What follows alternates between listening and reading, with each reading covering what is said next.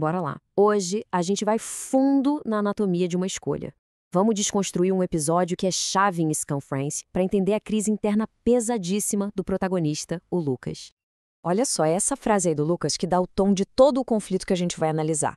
É a ideia de que, sabe, para cada decisão que se toma, uma vida inteira se racha em duas. Então, para começar, vamos entrar no mundo particular do Lucas e do Elliot. É nesse espaço seguro deles que a ideia de universos paralelos vira uma metáfora. E que metáfora, né? Super poderosa para falar de identidade e de aceitação. O Lucas ele vive naquela angústia, sabe? Pensando nos caminhos que não seguiu. Mas aí o Elliot chega com uma ideia que é quase um alívio. E se outras versões dele já estivessem vivendo todas essas outras possibilidades? E essa conversa, ela vai muito além de uma brisa filosófica. Na verdade, é um mecanismo de defesa, né? É o jeito que eles acham para validar o universo deles, a escolha deles de estarem juntos. É como se eles dissessem, olha, de todos os universos possíveis, é esse aqui, o nosso, o agora, que importa de verdade. Essa frase do Elliot resume tudo, né? Mostra a segurança que o Lucas sente nesse espaço privado. Mas, e aí vem o mais. O que acontece quando esse universo particular deles bate de frente com a pressão do mundo lá fora? E agora, a coisa vira. A narrativa dá uma guinada brusca. A gente vai ver um momento exato em que o Lucas é colocado contra a parede, forçado a definir o que ele tem com Elliot para as pessoas com quem ele mora. É importante lembrar o que a gente acabou de ver, né? A gente testemunhou a profundidade dessa conexão.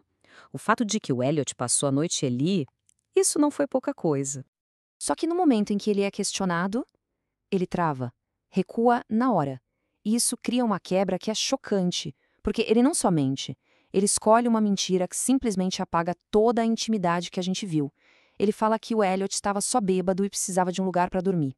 É uma negação total, completa, do que aconteceu de verdade.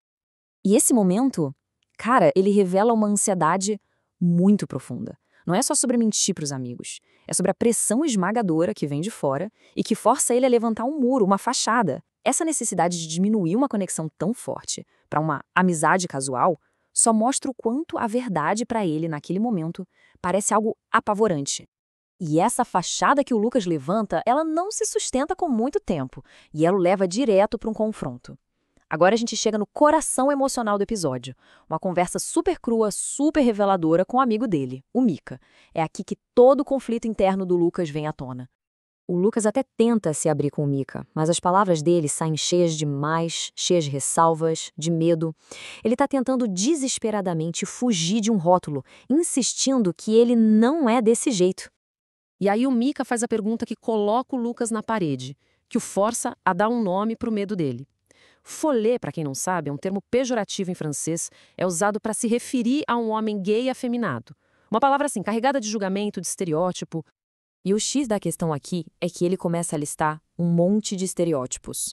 Ele está, na verdade, descrevendo uma caricatura, uma figura da qual ele precisa se afastar a todo custo. E fazendo isso, ele não só mostra um preconceito que está lá no fundo, mas também o quão internalizada é a homofobia dele. O medo dele é se tornar exatamente o estereótipo que ele mesmo despreza. E com essa frase, pronto, a conversa deixa de ser uma coisa abstrata. O Mika força o Lucas a encarar o fato de que aquele preconceito todo tem um rosto, tem um alvo real, humano, o próprio amigo dele. Aí o Mika solta um monólogo que é muito poderoso. E aqui tem uma virada de chave. Ele dá um novo significado para o orgulho. Não é um estilo de vida, mas sim um ato de sobrevivência. O que ele está dizendo para o Lucas é o seguinte: cara, isso que você está vendo como vergonha, na verdade, é coragem, é uma forma de bravura. Depois desse confronto pesadíssimo, a pressão em cima do Lucas vira uma coisa insuportável. É como uma panela de pressão. A verdade que ele tentou esconder está ali, borbulhando, prestes a explodir. E o estopim de tudo isso acontece, claro, em uma festa. Toda essa bagunça interna começa a isolar o Lucas do pessoal que poderia ajudar ele. O medo de ser julgado, olha que irônico, está justamente afastando ele das pessoas que são seu sistema de apoio. O palco está montado para uma implosão e vai ser em público. E essa sequência é super rápida e mostra o colapso total daquela fachada. Primeiro vem a acusação da Chloe, que expõe ele na frente de todo mundo. Depois, o confronto com o cara que tira sarro dele, e aí o medo vira raiva. E por último, a explosão. A pressão toda que estava acumulada explode em violência. E num único ato de violência, o Lucas se vê completamente sozinho no meio do caos que ele mesmo criou. A fachada desmoronou, e o que sobra são só os destroços. E assim a gente volta para o começo de tudo. A ideia dos dois caminhos. Só que agora, depois de ter fracassado de um jeito tão espetacular no caminho da negação, só sobrou um: o caminho da verdade.